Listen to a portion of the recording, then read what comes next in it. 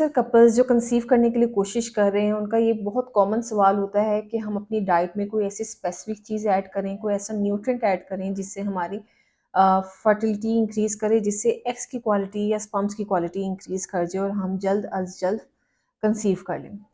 Diet के अंदर आपको कोई भी ऐसी स्पेसिफिक चीज़ ऐड करने की ज़रूरत नहीं है।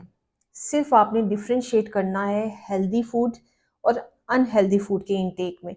जो भी चीज़ आप खा रहे होते हैं, आपको पता होता है कि आप ये हेल्दी चीज़ खा रहे हैं कि अनहेल्दी चीज़ खा रहे हैं।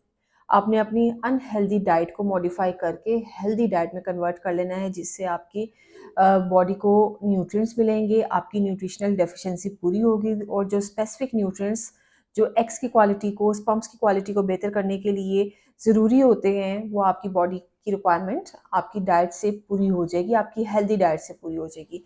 2-3 चीज़ें जो आपने अवॉइड करनी है, उसमें सबसे पहले जंक फूड का इंटेक, आपने बाहर की चीज़ों का इस्तेमाल, फ्राइड चीज़ों का इस्तेमाल, बर्गर, शवारमा, जितने भी जंक है, इनका इस्तेमाल आपने बहुत कम कर देना है, अगर आप कंसीव करना चाह रहे हैं as soon as possible.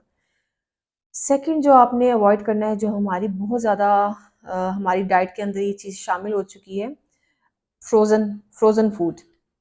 Frozen food के इस्तेमाल से हमारी फर्टिलिटी डिक्रीज़ होती जा रही है, लेडीज़ की फर्टिलिटी डिक्रीज़ होती जा रही है in the form of PCOS, males की फर्टिलिटी डिक्रीज़ होती जा रही है, स्पर्म काउंट उनका कम होना शुरू हो जाता है।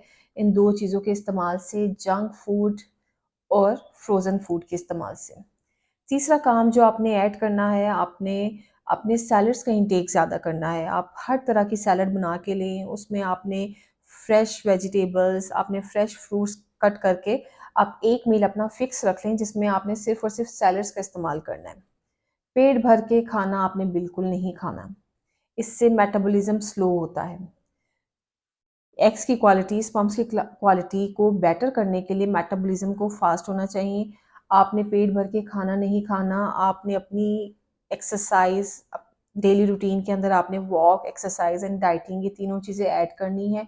आपने अपने लोअर बैली पे फैट नहीं आने देना, आपका लोअर बैली बिल्कुल फ्लैट होना चाहिए।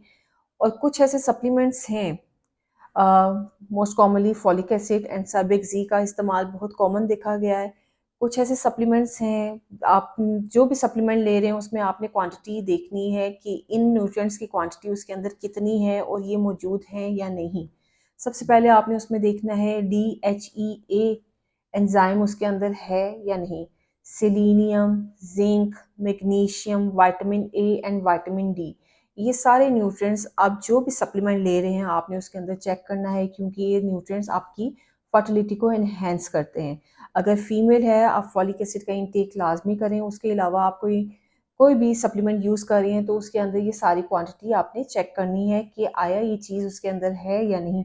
अगर आप मेल हैं तो आपने भी, मेल्स के लिए ज़्यादातर सर्बिक-जी का यूज़ होता है। सर्बिक-जी डॉक्टर्स बहुत कॉमनली प्रिस्क्राइब करते हैं मेल्स को फर्टिलिटी के लिए, क्योंकि उसमें ये सारी चीज़ें होती हैं। तो फीमेल्स फॉलिक एसिड ईज़िली लें और मेल्स सर्बिक-जी ईज़िली ले सकते हैं।